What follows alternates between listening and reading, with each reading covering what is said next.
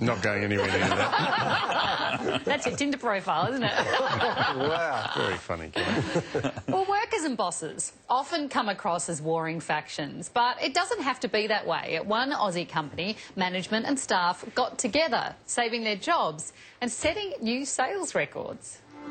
A 40% drop in business, you've got to get rid of 40% of your people. You've got 400 people, so it's 160 people out of work on the street. See you later. Pretty tough call.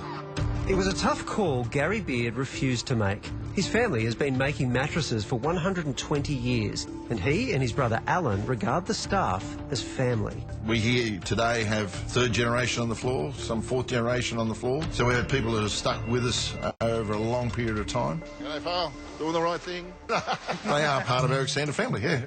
On the factory floor, staff were concerned a massive drop in sales could be the end of the line. I think everybody was worried about what would happen, especially with the pandemics going on, coming out of this and not having any work at all. Master craftsman Neville Middleton is one of 3 generations of his family that work here. He was worried too.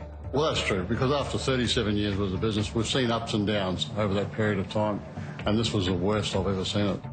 My husband works in the events industry and the hire car industry, so I suddenly became the only breadwinner in the home. But there's only so much worrying that you can do about that. You just have to go to work every day and do the best job that you can.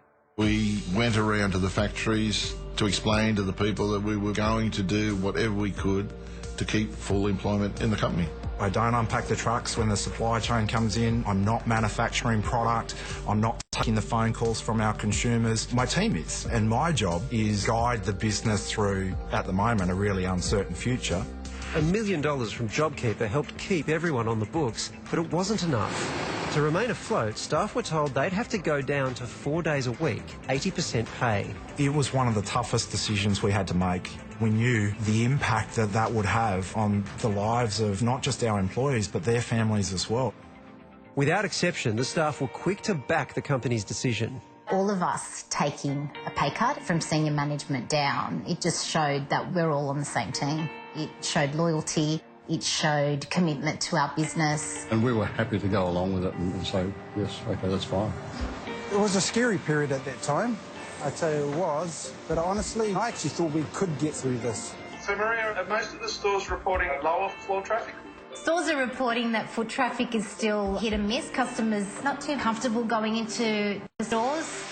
Only weeks into their 4-day work weeks, and with many sales staff like Maria and David working from home, something incredible happened. Sales jumped up 50% or more. No one expected that. I was gobsmacked. All of a sudden, the numbers of the daily production were just through the roof. It really was traumatic. You're scratching your head going, wow, unbelievable, unbelievable. It was amazing, over the roof, I tell you, it was really good. Trapped in their homes, Aussies suddenly found themselves saving money. And thinking, well, I've got all of this income that I'm not spending. How can I make my life more comfortable?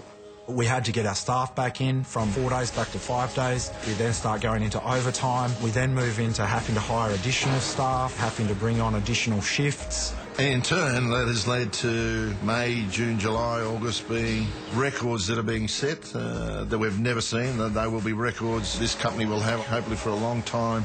So what does a company that has just accepted $1 million in government funding do when business starts going gangbusters? Surely you shut up and take the money, right? Wrong. To be honest, I wasn't surprised that our business repaid the government $1 million.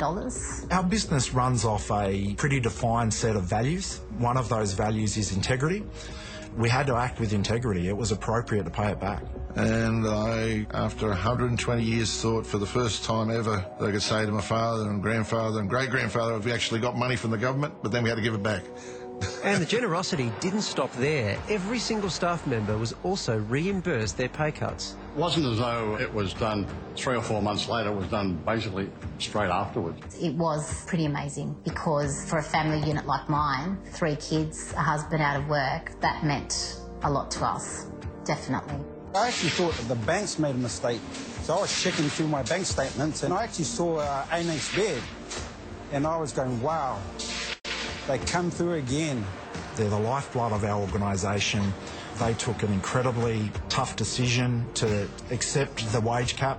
We put the business, because of them, back into a position of relative strength. and we wanted to repay it. Just being part of it, it's just been amazing. You know, they've treated us like family. Great product, great family, and imagine the loyalty they